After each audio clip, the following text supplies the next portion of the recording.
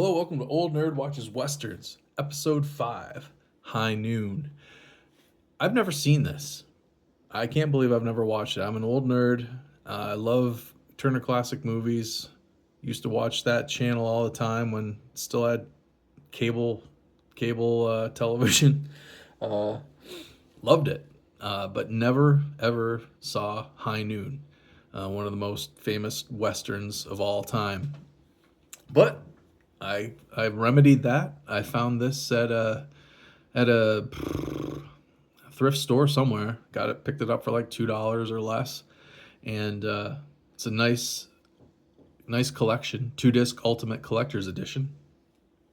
Picked it up for cheap, and finally got around to watching the disc that I bought who knows how long ago, and finally watching the classic High Noon that I should have watched probably years ago. But here we are today, and mission accomplished. This is a nice set. Lots of special features. 2 discs. There's a nice commentary on the first disc, and the second disc has a whole bunch of documentaries about the people involved. And what do we have? We have Grace Kelly's son, who is the Prince of Monaco, Prince Albert of Monaco. He gets interviewed for a bunch of these behind the scenes featurettes. Grace, or what the heck is his name? Gary Cooper. Gary Cooper's daughter is interviewed. The producer, who was the producer?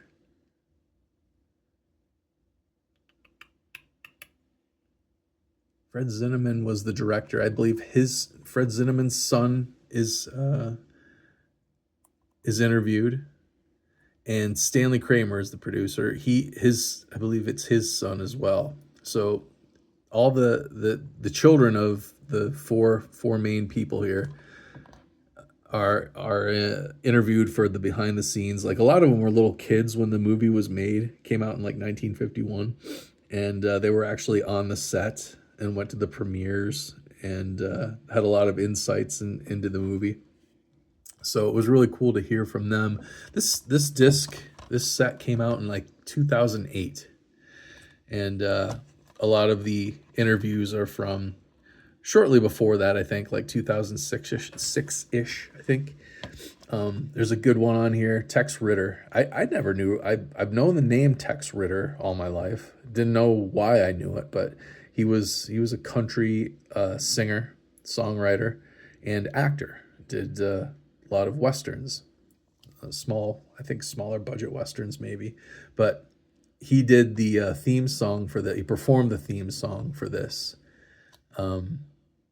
And they do a little piece on him in here. One of the behind the scenes featurettes is about him. I think it's his daughter maybe, has set up a museum dedicated to him down in Texas, where he's from. They have a performance of his on the what show was it? Jimmy Dean TV show. Tex Ritter performed the theme song from the movie on the Jimmy Dean TV show. That's on here. And the commentary is by the children of these two and the producer and director. The commentary by them is very good.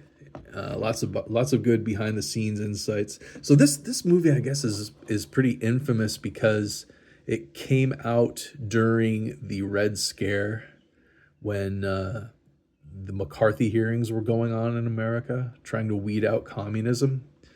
And some of the people involved in this movie were no pun intended, but roped into the hearings, and some of them left the country. Gary Cooper famously stood up for some of them. I don't really understand the whole thing very well, but it's interesting nonetheless. Howard Hawks made the John Wayne movie Rio Bravo in response to this movie. I guess a lot of people laughed at this when it first came out because it was not the traditional Western. Gary Cooper, I guess, was not the character that he played was not the traditional Western stereotype of a hero. Because he was Gary Cooper's character is very, very human. There's a dangerous villain that he sent to jail 5 years ago who just got pardoned, and he's coming on the noon train, and Gary Cooper knows it's to, come get revenge on him, basically come gun him down. And Gary Cooper's character cannot find any help in the town. And I think that was one of the complaints that it's a very bleak outlook on humanity. Nobody in the town is brave enough to help Gary Cooper take on this outlaw and his gang of three other gunslingers, all very mean people, and they're all very afraid. Gary Cooper cannot get any of them to help him, and it's a very bleak outlook on humanity. And I think that was part of the problem as well. One of the reasons why Howard Hawks and John Wayne didn't like this movie. But I think I see it as kind of like a fantasy more than a Western. It's a fantasy dressed in Western clothing. It's just the hero's journey, basically. I mean, Gary Cooper, he has to face this criminal that's coming for him all by himself, and he has to muster the courage and be smart enough to outsmart the guy and come out on top in the end. And he does that, and it's basically a fantasy, I think, like the hero's adventure that we talk about.